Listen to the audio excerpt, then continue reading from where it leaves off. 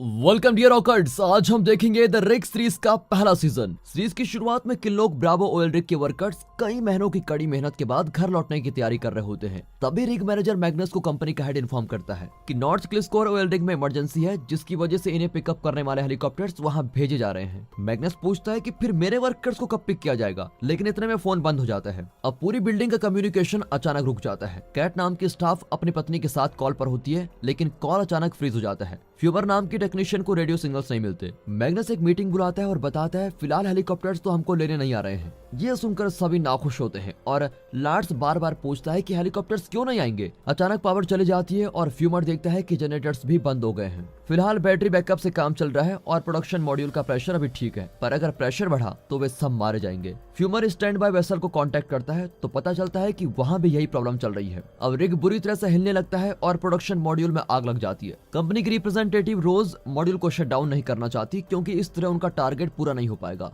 पर मैग्नस अपने आदमियों को ऑर्डर देता है कि यहाँ बिजनेस टारगेट नहीं, लोगों की जान इंपॉर्टेंट है, इसलिए तुम्हें उसे शट डाउन करना होगा। उस पल में रिग दोबारा हिलता है और तब वो जगह घने फॉग से भरने लगती है। कुछ देर में फ्यूमर पावर ऑन कर पाता है, लेकिन इस हालत में हेलीकॉप्टर्स यहाँ नहीं आ सकते। एल्विन को शक होता है कि कहीं हमने ज्यादा गहरा तो नहीं ड्रिल कर दिया जिसकी वजह से भूकंप हो रहा हो, पर रोज जो कि एक साइंटिस्ट है बताती है ऐसा कुछ भी नहीं है। फिर मैग्नस फ्यूमर और बास को कम्युनिकेशन चेक करने के लिए रेडियो टावर पर भेजता है। फ्यूमर टावर पर चेक कर रहा होता है और तभी बास कहता है कि तुमने रोज के साथ अफेयर करके हमारी टीम को धोखा दिया है। रोज कंपनी को सपोर्ट करती है, हमें नहीं। ये बात सुनकर फ्यूमर को बहुत गुस्सा आता है, लेकिन बास जल्दी से माफी भी मांग लेता है और फ्यूमर उसको छोड़ देता है। फिर वो कुछ उठाने जाता है तो फर्श पर एक मरा हुआ सीगल दिखता है। मैग्नस और लार्स टावर के बेस पर होते हैं कि अचानक बाज ऊपर से गिरता है। कैट और रोज मेडिकल किट लेकर तुरंत वहां पर पहुंचती है। फ्यूमर भी नीचे आकर कहता है कि वो मेरे बिल्कुल पीछे खड़ा था, फिर पता नहीं क्या हुआ वो गिर गया। लेकिन लार्स को उसकी बात पर विश्वास नहीं होता। वो देखता है कि बाज का हार्नेस क्लिप खुला हुआ है। कैट बाज को मेडिकल रूम में लेके जाती है और उसे स्टेबलाइज करती है, लेकिन सर्जरी रूम के बिना उसका कुछ नहीं हो सकता। अब लार्स अपना सब्र खोने लगता है। रोज मैग्नस को कंप्यूटर पर दिखाती है कि पाइपलाइंस में बिल्कुल भी प्रेशर नहीं है, मतलब इस एरिया के सारे रिग्स का यही हाल हो रहा है। इतने में बाज को होश आता है और उसे विजन्स दिखते हैं कि समुद्र के 2 हिस्से हो रहे हैं। लार्स छुपकर मैग्नस के डेस्क से कंपनी का प्राइवेट मेमो उठाता है, जिसको देखकर वो एकदम चिढ़ जाता है। वो सारे स्टाफ को बताता है कि कंपनी हम सबसे झूठ बोल रही थी। फिर मैग्नस भी स्वीकार कर लेता है कि कंपनी ये ऑयल रिग बंद कर रही है और जल्द ही आप सभी की नौकरी जाने वाली है। और तभी उन पर पता नहीं कहां से राख गिरने लगता है। हालांकि आसपास कहीं भी ज्वालामुखी नहीं है। बाज आकर कहता है कि अब बहुत देर हो चुकी है, विनाश शुरू हो चुका है। ये कहकर वो गिर जाता है। बाद में जब बाज को होश आता है तो उसको कुछ याद नहीं होता कि वो टावर से गिरा था या फिर विनाश के बारे में उसने कुछ कहा था। वो सिर्फ इतना कहता है कि टावर पर मैंने फॉग के बीच कुछ देखा और मेरे सर के अंदर कुछ आवाजें सुनाई दी थी। कैट उसका एक ब्लड सैंपल लेती है तो वो वायलेंट होकर चिल्लाता है कि तुम लोगों ने मेरी वार्निंग को इग्नोर किया और अब एक बड़ी लहर आ रही है। कैट किसी तरह उसको सुला देती है और रोज को बताती है कि बैग के घाव अपने आप ही बहुत जल्दी ठीक हो रहे हैं। उनके जाने के बाद बाज उठकर देखता है कि उसके घाव पर चमकीले बीजाणु हैं जो उसको ठीक कर रहे हैं। सभी देखते हैं कि स्टैंड बाय वेसल इनसे कम्युनिकेट करने की कोशिश कर रहा है, लेकिन गलत दिशा में आगे बढ़ रहा है। एल्विन मॉर्स मैसेज लेने के लिए लेक नाम के स्टाफ को भेजता है तो पता चलता है कि वो स्टैंड बाय वेसल इनसे मदद मांग रहा है। मैग्नस फ्यूमर को ऑर्डर देता है कि तुम डेक लाइट्स के जरिए उन्हें सिग्नल करो और पता लगाओ कि वे इस फॉग के बारे में क्या जानते हैं। फिर वो कुक से कहता है कि खाना राशन में देना शुरू कर दो। लार्स को उसके कमरे में लॉक किया होता है और वो गुस्से से लगभग पागल ही हो चुका है। मेडिकल रूम में बाज नोटिस करता है कि उसके सारे घाव भर चुके हैं। फिर वो आईने में खुद को देखता है तो उसको विजन आता है कि उनका रिग नष्ट हो रहा है। वो वहां से बचकर अपने कमरे में जाता है और ड्रेस पहनने लगता है। तभी उसके दांतों में जोर का दर्द होता है और उसके सोने का दांत ही गिर जाता है। यहाँ रोज थोड़ा राख कलेक्ट करके उसे एनालाइज करती है और सबको अंदर रहने का ऑर्डर देती है। तभी फ्यूमर उन्हें इन्फॉर्म करता है कि स्टैंड बाय वेसल का कम्युनिकेशन भी टूट चुका है। अगर सुबह तक इंतजार करेंगे तो वेसल्स की लाइट की मदद से बोट को गाइड नहीं कर पाएंगे और बोट क्रैश भी हो सकती है, इसलिए हमें अभी इवैक्यूएट करना होगा। पर रोज कहती है कि कंपनी के कॉन्ट्रैक्ट की वजह से हम ऐसा नहीं कर सकते, हम पर कानूनी कार्रवाई हो सकती है। पर मैग्नस कहता है कि कॉन्ट्रैक्ट के नाम पर इतने सारे लोगों की जान खतरे में भी नहीं डाल सकते। वो फ्यूमर से कहता है कि लाइट्स को ऑन रखो और वेसल को धीरे से चलाने की कोशिश करो। बाज खिड़की पर अजीब सर्कल्स बना रहा होता है। एल्विन के पूछने पर वो बताता है कि मेरे सर के अंदर अजीब आवाजें आ रही है, मुझे उस एक्सीडेंट में मर जाना चाहिए था। रूम के लाइट्स फ्लिकर होती हैं और बाज को एक विजन दिखता है और वो डर कर भाग जाता है। वहाँ लार्स खिड़की तोड़कर बच निकलता है। यहाँ लैक शराब पीने के लिए मेडिकल रूम से अल्कोहल चुराता है और फिर नहाने की कोशिश करता है, पर उसके पूरे शरीर में दर्द होने लगता है। वो खून की उल्टी करता है और उसके टैटू की इंक स्किन से निकलने लगती है। जब हैदर आकर देखती है तो लैक मर चुका होता है। कैट भी कंफ्यूज होती है कि वो कैसे मरा। तब डनलिन बाज के सोने का दांत लाकर दिखाता है तो कैट समझ जाती है कि उनके शरीर के इनऑर्गेनिक चीजें से बाहर निकल रही है। फ्यूमर ब्रिज पर लाइट दिखाता है लेकिन वो वेजल की लाइट नहीं है। वो एल्विन के साथ बाहर जाकर चेक करता है तो लार्ड्स अपना फ्लैश लाइट बंद कर देता है और वापस बिल्डिंग के अंदर आकर दरवाजा लॉक कर देता है। तभी हैदर बीच में आ जाती है। यहाँ रोबोट्स को चेक करते वक्त फ्यूमर के हाथ में चोट आ जाती है और तभी अचानक राख गिरना बंद हो जाती है। लार्ड्स फटाफट कंट्रोल रूम में जाकर लाइट्स के जरिए SOS सिग्नल भेजता है, जिसकी वजह से वेसल फुल स्पीड में आने लगता है। एल्विन और फ्यूमर मैसेज देखकर अंदर जाने की कोशिश करते हैं लेकिन दरवाजा लॉक होता है। फ्यूमर चिल्लाने लगता है और एल्विन दूसरे एंट्रेंस की तलाश करता है। उनकी आवाज सुनकर हैदर और मैग्नस दरवाजा खोलते हैं। फिर वे जाकर लार्ड्स को रोकते हैं। मैग्नस कहता है कि लड़ने के बजाय वेजल को मैसेज करो कि वो गलत दिशा में जा रहा है। इसी बीच एल्विन लाइट्स को फॉलो करके बाज तक पहुंच जाता है और उसे वापस बुलाता है, लेकिन वो मना करता है और कहता है कि मैं पानी के अंदर के क्रिएचर को देखना चाहता हूँ जो ये सब कर रहा है। एल्विन उसके पास जाता है कि बाज उसे कसकर पकड़ता है और एल्विन के मुंह से पानी निकालता है। तब डनलिन आकर उनको वार्न करता है कि बोर्ड की दिशा बदलने से एक बहुत बड़ी लहर आ रही है। बाज एल्विन को वहीं छोड़कर भाग जाता है। फिर डनलिन एल्विन को पानी से दूर लेके जाता है और मैग्नस उसका CPR भी करता है, लेकिन एल्विन मारा जाता है। रोज राख पर खून की बूंदें डालती है तो पता चलता है कि राख में लिविंग ऑर्गेनिज्म है। वो मैग्नस को बताने जाती है तो वो बताता है कि वेजल किसी और रिक की मदद के लिए चला गया है। अब रोज कैट और मैग्नस को अपने ऑफिस में लेके जाती है और बताती है कि जो राख यहाँ पर गिरा है उसमें बीजाणु जैसे दिखने वाले पैरासाइट्स हैं जो कि एक होस्ट की तलाश में है। वे जिस शरीर को इन्फेक्ट करते हैं उनके घावों को तेजी से ठीक कर देते हैं क्योंकि उन्हें पनपने के लिए हेल्दी बॉडी की जरूरत है। इसलिए हमें राख से दूर रहना होगा और जिनके शरीर में घाव है उन्हें सुरक्षित रखना होगा। फिर मैग्नस रोज को सभी का ब्लड सैंपल लेने को कहता है ताकि वो उन्हें बाज के सैंपल से कंपेयर कर सके। अब फॉग धीरे से दूर जाने लगता है और पास वाला रिग पूरी तरह नष्ट हो चुका है। बाज रोज के रिसर्च पेपर देख रहा होता है लेकिन फ्यूमर के देखते ही वो चिढ़ जाता है। तभी रोज आकर देखती है कि बाज ने अपना ब्लड सैंपल उठा लिया है। वो सैंपल वापस मांगती है लेकिन वो सैंपल लेकर भाग जाता है। अब वे अपनी टेस्टिंग नहीं कर सकते और इस वजह से मैग्नस कैट से कहता है कि जिसे भी चोट आई है उन्हें एक बार चेक कर लो। फ्यूमर को आइसोलेट करके मैग्नस एक मीटिंग बुलाता है और कहता है कि हम 2 टीम्स में काम करेंगे। एक टीम पूरी तरह से रिक को अच्छी तरह डिसइंफेक्ट करेगी और दूसरी टीम बाज को ढूंढेगी। अब रोज अपनी रिसर्च से पता लगाती है कि ये बीजाणु दरअसल डायनासोर के जमाने के पैरासाइट्स हैं जो फॉसिल बनकर पृथ्वी की परतों में दबकर मर चुके थे, पर लगता है कि इनकी गहराई में ड्रिल करने की वजह से वे जीवित हो गए हैं। बाज अपना ब्लड सैंपल समुद्र में फेंक देता है और उसके सारे घाव भर चुके हैं। टेस्ट करने के लिए वो पानी के टैंक्स के अंदर अपना हाथ रखता है और पूरा टैंक बीजाणु से भर जाता है। पर जैसे जेम्स आता है तो बाज छुप जाता है। जेम्स जैसे पानी में बीजाणु को देखता है तो वो दूसरों को आवाज देता है, लेकिन बाज उसको मारकर वहां से भाग जाता है। लार्ड्स और डनलिन आकर जेम्स को उठाते हैं, लेकिन इतने में बीजाणु से पौधे उगने लगते हैं। मशीनरी रूम में भी तेल में इसी तरह के पौधे उगने लगते हैं। रिग फिर हिलने लगता है। जेम्स का एक और दांत निकल आता है और लगता है वो भी इन्फेक्ट हो चुका है। जेम्स घबराकर डनलिन को मारकर वहां से भाग जाता है। अब दोबारा रिग की पावर चली जाती है और फ्यूमर उसे फिक्स करने के लिए चला जाता है। हेदर देखती है कि बाज मड पिट में पौधे उगा रहा है। वो एक्सप्लेन करता है कि लाखों साल पुरानी मेमोरी ने मुझे बताया कि इस जगह के जीव पर अटैक हो रहा है और इसे नहीं बचाया तो हम सब मारे जाएंगे। इतने में जेम्स आ जाता है और वो भी बाज को सपोर्ट करता है। तभी लार्ड्स आकर हेदर को बचा लेता है और बाज और जेम्स वहां से भाग जाते हैं। फ्यूमर पावर तो ठीक कर देता है लेकिन प्रोडक्शन मॉड्यूल की आग बुझ चुकी है। उन्हें मॉड्यूल को इलेक्ट्रिक सिस्टम से डिस्कनेक्ट करना होगा वरना मॉड्यूल एक्सप्लोड हो जाएगा।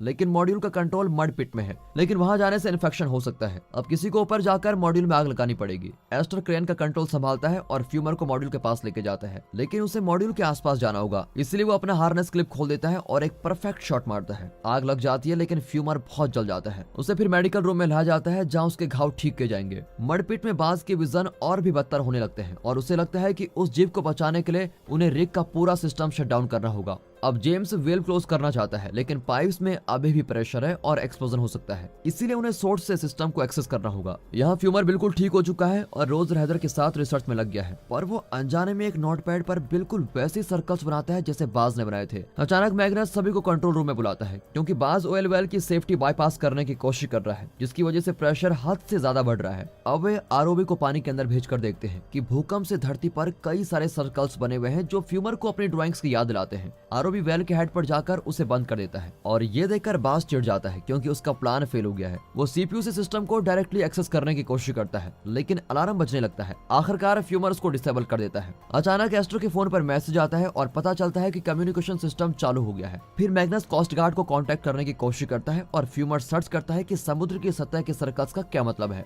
हैदर को कुछ कंटेनर्स मिलते हैं जिनके बारे में कोई कुछ नहीं जानता। रोज कंपनी के सिस्टम पर चेक करती है कि वो कंटेनर्स सायरन नाम के प्रोजेक्ट से रिलेटेड है, लेकिन उसे इस बारे में कोई इन्फॉर्मेशन नहीं मिलती। वो फ्यूमर की ड्राइंग्स भी देख लेती है। कैट अपनी पत्नी को कॉल करती है तो ये पता चलता है कि कंपनी ने स्टाफ की फैमिली को ये बताया है कि यहाँ सब कुछ ठीक है, सिर्फ इलेक्ट्रिसिटी की प्रॉब्लम है। दोस्तों आप सोच रहे होंगे कि कैट तो खुद एक लड़की है, उसकी पत्नी कैसे हो सकती है? तो उसकी पत्नी है। और तभी फॉग सिटी की ओर बढ़ता है और वहाँ का पावर डाउन हो जाता है और साथ ही साथ इंटरनेट सिग्नल भी डाउन होता है, जिसकी वजह से कोस्ट गार्ड को मैग्नस का मैसेज नहीं मिलता। यहाँ बाज अपने बीजाणु की पावर से फ्यूमर के शरीर से कांटेक्ट करता है और उसके घाव और भी जल्दी बढ़ जाते हैं। अब फ्यूमर के सर में बाज की आवाजें आने लग जाती हैं और वो बाथरूम में जाकर अपने घाव को देखता है। इतने में रोज उसे चेक करने आती है, लेकिन फ्यूमर चौंक जाता है क्योंकि एक पल के लिए उसे आईने में बाज का रूप दिखता है। वो रोज को सारा सच बता देता है और फिर रोज उसे दिलासा देती है। अब फ्यूमर को विजन आता है कि रोज दर्द से तड़प रही है और बाज उसे बुला रहा है। कुछ घंटों बाद रोज फिर फ्यूमर को चेक करने आती है, लेकिन वो वहाँ नहीं होता और उसने रोज के लिए एक मैसेज छोड़ा हुआ है। रोज और कैट फ्यूमर को मडपिट की ओर जाते हुए देखकर उसे फॉलो करती हैं। मडपिट में बीजाणु कैट की ओर आते हैं, लेकिन उसको अटैक करने के बजाय उसके पेट के इर्द गिर्द घूमने लगते हैं। लगता है उन्हें उसके पेट में पल रहे बच्चे के बारे में जानना है, लेकिन तभी रोज उसे वहाँ से खींच ले जाती है। यहाँ रिग में स्टाफ बहुत खुश होता है क्योंकि पास की रिग से एक शिप उनकी ओर आ रहा होता है। रोज कोक नाम के एक आदमी से मिलती है जो कंपनी के रिसर्च डिवीजन में काम करता है। आते ही कोक तुरंत कंट्रोल रूम में जाता है। कैट दूसरे आदमी को चेक करती है कि कहीं कोई घायल तो नहीं हुआ है। एस्टर हैरान होता है कि उसका पुराना बॉयफ्रेंड हैरिश भी आया हुआ है। फिर कोक बताता है कि प्रेशर फेलियर की वजह से मेरा रिग एक्सप्लोड हो गया था और हमें प्रोडक्शन मॉड्यूल का एक्सेस किसी भी तरह वापस लेना होगा। फिर रोज पूछती है कि आपको इस रिग में क्यों भेजा गया है, लेकिन वो इसका ठीक से जवाब नहीं देता। हरीश एस्टर को बताता है कि जब कोक रिग में आया तो उसने कुछ लोगों को घर भेज दिया और बाकी लोगों को कोई इक्विपमेंट फिक्स करने को कहा था। दरअसल वे नीचे से तेल नहीं निकाल रहे थे, बल्कि कोई और चीज नीचे भेज रहे थे। उसके बाद फॉग आ गया और लोग गायब होने लगे, लेकिन कोक तब भी एकदम कूल था, जैसे कि वो ये सब कुछ एक्सपेक्ट कर रहा था। उसने प्रेशर वार्निंग्स की बिल्कुल भी फिक्र नहीं की और वो इक्विपमेंट टेस्ट पर जोर देता रहा। इस वजह से हमारा पूरा रिग ही एक्सप्लोड हो गया। हैदर यहाँ आए हुए सर्वाइवर्स की लिस्ट चेक करती है तो उसमें कोक का नाम नहीं होता। वो ये बात एस्टर और हैरिश को बताती है तो हैरिश कहता है कोक एक टेम्पररी अकाउंट से सिस्टम को एक्सेस कर रहा है। जब वो रिग पर पहुंचा तो आईटी इंचार्ज ने उसका एक अकाउंट बना दिया था, लेकिन उस रिग से निकलने से पहले उसने इक्विपमेंट टेस्ट का पूरा डाटा मिटा दिया। हैरिश सिस्टम में देखता है कि एक अजीब नाम उसमें जुड़ा हुआ होता है। वो कहता है कि क्रू लिस्ट में ये नाम पहले नहीं था। इतना ही नहीं, वे देखते हैं कि कंपनी को कुछ ईमेल्स भेजे गए हैं कि ये ऑर्गेनिज्म यहाँ पर ऑलरेडी फैल चुका है। मतलब कोक पहले से जानता था और कंपनी ने जानबूझकर उसे यहाँ पर भेजा है। कैट रोज की रिसर्च देखकर बताती है कि ये सर्कल्स पेड़ के कटे हुए तने की तरह दिखते हैं। शायद बीजाणु इन्हीं के जरिए टाइम को ट्रैक करते हैं। इन सर्कल्स के बीच का गैप 5 बड़े मास एक्सटेंशन इवेंट को रिप्रेजेंट करता है। मतलब लास्ट रिंग वर्तमान को रिप्रेजेंट करता है और ये तेजी से बढ़ रहा है, यानी हम बहुत जल्द मिटने वाले हैं। कोक एक्सप्लेन करता है कि मेरे रिग में इन्फेक्टेड लोगों ने तेल का कुआं खोलकर उसे एक्सप्लोड करवा दिया ताकि ये ऑर्गेनिज्म मारे जाएं। वो एक टीम को प्रोडक्शन मॉड्यूल में भेजना चाहता है, लेकिन मैग्नस मना कर देता है कि मैं अपने स्टाफ को खतरे में नहीं डाल सकता। अब रोज गैस करती है कि ये इक्विपमेंट टेस्टिंग सायरन नाम के सीक्रेट प्रोजेक्ट के लिए किया जा रहा है। दूसरी ओर फ्यूमर भी बाज और जेम्स के साथ मिल जाता है, लेकिन वो इन दोनों से ज्यादा सुलझा हुआ होता है। बाज एक्सप्लेन करता है कि ये बीजाणु बहुत ही जल्द मेरे पूरे शरीर में फैल जाएंगे। फ्यूमर सिस्टम का अलार्म शट डाउन करने में लग जाता है। डनलिन, लार्ड्स और मर्क मैग्नस के गलत फैसलों से तंग आ चुके होते हैं और कोक से सुझाव मांगते हैं। वो बताता है कि बाज को रोकने के लिए उन्हें सीक्रेट कंटेनर्स का कार्बन डाइऑक्साइड वेंटिलेशन सिस्टम से कनेक्ट करना होगा। तीनों कार्बन डाइऑक्साइड सिलेंडर्स लेके आ जाते हैं, पर डनलिन को शक होता है क्योंकि सिलेंडर्स पर लिखा होता है उसमें कार्बन डाइऑक्साइड के साथ कुछ और भी मिक्स किया गया है। वे सिलेंडर्स को मडपिट में लेके जाते हैं और खुद मास्क पहनकर उसे वेंटिलेशन सिस्टम से कनेक्ट कर देते हैं। जेम्स इन तीनों को देख लेता है पर अचानक खून की उल्टी करता है। तीनों रियलाइज करते हैं कि कार्बन डाइऑक्साइड की वजह से जेम्स मर रहा है और पौधे भी मर रहे हैं और यही कोक का असली प्लान था। लार्ड्स और मर्क भाग जाते हैं, लेकिन डनलिन जेम्स के पास रुक जाता है। फ्यूमर वेंटिलेशन को शट डाउन करने की कोशिश करता है, लेकिन वो और बाज दोनों बेहोश हो जाते हैं। अब कैट देखती है कि लार्ड्स और मर्क के बचने के बाद कोक ने मडपिट के चारों ओर के दरवाजे लॉक कर दिए हैं, जिसकी वजह से डनलिन अंदर ही फंस जाता है। बेचारे डनलिन का ऑक्सीजन खत्म हो जाता है और वो मर जाता है। हैदर और हारिश कोक के बारे में रोज और मैग्नस को बताते हैं और चारों मिलकर कोक से पूछते हैं कि तुमने वेंटिलेशन सिस्टम में कार्बन डाइऑक्साइड क्यों मिक्स किया, पर कोक कहता है कि ये सर्वाइवल टेक्निक है। मैग्नस दरवाजा खोल देता है, लेकिन वेंटिलेशन सिस्टम को एक्सेस नहीं कर पाता, इसीलिए रोज नीचे जाकर लार्ड से मास्क ले लेती है और मडपिट के अंदर जाती है। वो वेंटिलेशन सिस्टम को शट डाउन करके फ्यूमर को मास्क देती है, लेकिन वो नहीं उठता। वो गलती से पौधों को छूती है तो बीजाणु रिएक्ट करते हैं और फ्यूमर को होश आ जाता है। दोनों पिट से बच निकलते हैं। बाज भी उठ जाता है और तभी पानी के नीचे आखिरी सर्कल बंद हो जाता है। हारिश मैग्नस को बताता है कि कोक ने टेस्टिंग को हद से ज्यादा बढ़ा दिया ताकि रिग एक्सप्लोड हो जाए और ये बीजाणु नष्ट हो जाए। हमें बचाने के लिए वेसल आया था, लेकिन वो क्रैश हो गया, इसलिए उस सिस्टम को नष्ट करने के लिए हम लाइफ मोड में यहाँ गए। मतलब कई लोगों को वहीं मरने के लिए छोड़ दिया गया था। जब मैग्नस कोक से इस बारे में सवाल करता है तो वो कहता है कि ये कंपनी पॉलिसी है कि चाहे कुछ भी हो जाए हम ड्रिलिंग नहीं छोड़ेंगे। हम अपना ऑयल रिजर्व किसी भी कीमत में नहीं खो सकते हैं, इसीलिए उन बीजाणुओं को मिटाने के लिए कंपनी ने मुझे भेजा है। अगर उस ऑर्गेनिज्म को नहीं मिटाया तो वो दुनिया भर में फैल जाएगा। हमें जिंदा रहने के लिए हर इन्फेक्टेड इंसान को खत्म करना होगा। रोज इससे बिल्कुल भी सहमत नहीं है और कहती है कि फ्यूमर हमें इससे अच्छा सोल्यूशन बता सकता है। यह मरपीट में बाज रियलाइज करता है कि बीजाणु उसके शरीर का सिस्टम बंद कर रहे हैं और तभी एक और भूकंप आता है। फ्यूमर एक पौधे के जरिए बाज से कनेक्ट करता है तो पता चलता है कि बीजाणु समुद्र को साफ करने की कोशिश कर रहे हैं। रोज कहती है कि ये सारे बीजाणु एक नेटवर्क की तरह समुद्र की सतह पर कनेक्टेड हैं, इसलिए सिर्फ यहाँ उन पर अटैक करने का कोई फायदा नहीं होगा। हमें बाज से बात करनी चाहिए ताकि वो इन स्पोर्ट्स को रोक सके, क्योंकि वही इन स्पोर्ट्स से कम्युनिकेट कर सकता है। मैग्नस, रोज और फ्यूमर पिट के अंदर जाते हैं तो वहाँ पर बाज जोर से रो रहा होता है कि बहुत देर हो चुकी है, मैं अपने काम में असफल रहा। कोक हैरिस से कहता है कि अगर तुम मेरी मदद करोगे तो मैं तुम्हें और तुम्हारे बॉयफ्रेंड को रेस्क्यू हेलीकॉप्टर में यहाँ से ले जा सकता हूँ। हैरिस को शक है कि कोक इस रिग को भी एक्सप्लोर करने वाला है, इसलिए वो माइक्रोफोन एक्टिवेट कर देता है और कोक की सारी बातें लाउड स्पीकर पर प्ले होने लग जाती हैं। अब भूकंप की वजह से बिल्डिंग ही टूट जाती है और कोक हैरिस को धक्का देकर एक्सप्लोजन काउंटडाउन स्टार्ट करने की कोशिश करता है, पर तभी हेलीकॉप्टर्स उन्हें कांटेक्ट करते हैं। कोक अकेला बचना चाहता है और तुरंत हेलीडेक पर पहुंच जाता है। कैट और हैदर उसके पीछे जाते हैं और यहाँ एस्टर एक्सप्लोजन रोकने में हैरिस की मदद करता है। हेलीडेक पर लार्स कोक की जान लेने के लिए बिल्कुल तैयार खड़ा है, लेकिन कैट और हैदर उसको रोक लेती हैं। इतने में हैरिस अनाउंस करता है कि उसने एक्सप्लोजन रोक दिया है और उन्हें जल्दी इवैक्यूएट करना होगा। जाने से पहले लार्स आखिरी बार कोक को एक तगड़ा पंच मार कर जाता है। पीठ में रोज बीजाणु को टच करके उनसे कम्युनिकेट करना चाहती है, लेकिन इतने में बहुत ही बड़ा भूकंप होता है और सब उसे बाहर खींच लेते हैं। बाज वहीं रुकने का फैसला करता है क्योंकि वो बीजाणुओं के सामने साबित करना चाहता है कि इंसानों में अच्छे लोग भी होते हैं। मैग्नस, रोज और फ्यूमर आखिर हेलीकॉप्टर में वहां से उड़ जाते हैं और तभी एक सुनामी आकर पूरे रिग को नष्ट कर देती है। बाज बीजाणुओं के साथ मिल जाता है। जब कैट नोटिस करती है कि सुनामी बीच की ओर बढ़ रही है तो वो शहर के लोगों को वार्न करना चाहती है, लेकिन पायलट्स उसको धक्का दे देते हैं और कोक एक्सप्लेन करता है कि हम घर नहीं जा रहे हैं। उसी पल में सुनामी शहर पर प्रहार करती है और उसमें कैट की पत्नी मारी जाती है। दोस्तों, इसी के साथ द रिग सीरीज का पहला सीजन यहाँ पर खत्म होता है। बाकी दोस्तों मिलता है अगली वीडियो में, तब तक के लिए गुड बाय, अपना ख्याल रखेगा and finally thanks for watching.